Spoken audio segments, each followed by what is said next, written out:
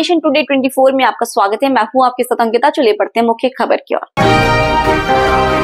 मध्य प्रदेश सरकार ने राज्य के 19 धार्मिक क्षेत्रों में शराब की दुकानों को बंद करने का फैसला लिया था, जो 1 अप्रैल से लागू हो गया। मध्य प्रदेश में 1 अप्रैल से नई आबकारी नीति 2025 लागू हो गई। मध्य प्रदेश में 1 अप्रैल से नई आबकारी नीति 2025 लागू हो गई है। इस नीति के तहत मुख्यमंत्री डॉक्टर मोहन यादव सरकार ने 19 धार्मिक क्षेत्रों में शराब दुकानें बंद करने का निर्णय लिया है, जिसके अनुसार 31 मार्च की आधी रात से इन क्षेत्रों की 47 दुकानें बंद कर दी गई हैं। यहां पर बार और शराब बैठा कर पिलाने की व्यवस्था भी बंद हो जाएगी। इन इलाकों में शराब और वाइन आउटलेट्स के लिए नए लाइसेंस जारी नहीं किए जाएंगे और न ही इनका संचालन की अनुमति होगी। प्रदेश के 19 पवित्र क्षेत्रों में पूरी तरह से शराब की बिक्री नहीं करने का निर्णय लिया गया है, जिनमें राज्य के 1 नगर निगम, 6 नगर पालिका, 6 नगर परिषद और 6 ग्राम पंचायतें हैं।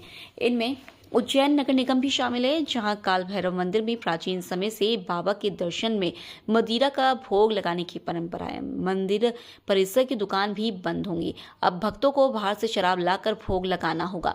उज्जैन नगर निगम, ओमकारेश्वर नगर पंचायत, महेश्वर नगर पंचायत, मंडलेश्वर नगर पंचायत, ओरछा नगर पंचायत, मेहर नगर पालिका, चित्रकूट नगर पंचायत, दतिया नगर पालिका, पन्ना नगर पालिका, मंडला नगर पालिका, मुल्ताई नगर पालिका, मंदसौर नगर पालिका, अमरकंटक नगर पंचायत, सलकनपुर ग्राम पंचायत, बरमान कला ग्राम पंचायत, लिंगा ग्राम पंचायत, बरमान खुर्द ग्राम पंचायत, कुंडलपुर ग्राम पंचायत और बांदकपुर ग्राम पंचायत शामिल है।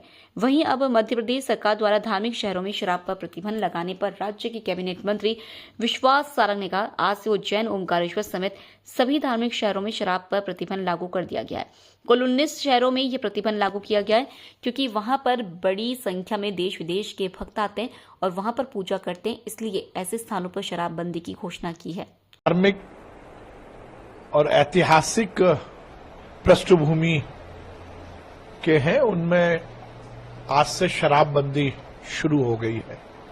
उज्जैन, ओमकारेश्वर, महेश्वर,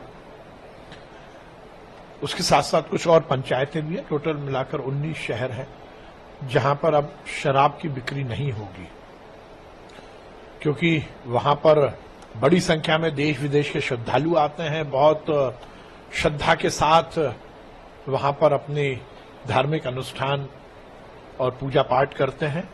तो एक ऐसे स्थानों पर अब शराबबंदी की हमने शुरुआत की है मध्य प्रदेश की सरकार ने, और इसके पीछे का लक्ष्य यही है कि हमारे जो धार्मिक शहर हैं, धार्मिक पृष्ठभूमि के, वहां पर इस तरह का किसी भी तरह का कार्य ना हो जो कि हमारे दर्शन के खिलाफ है।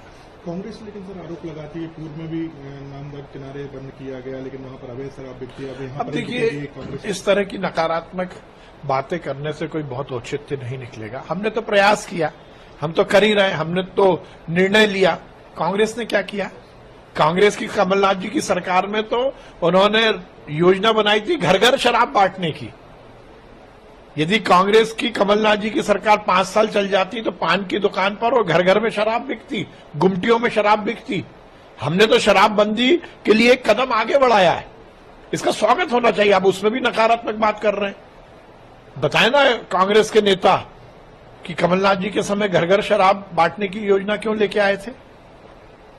हमने तो शराबबंदी के लिए आगे जो हमारा मंतव्य है उसको स्थापित करते हुए एक कदम आगे बढ़ाया है।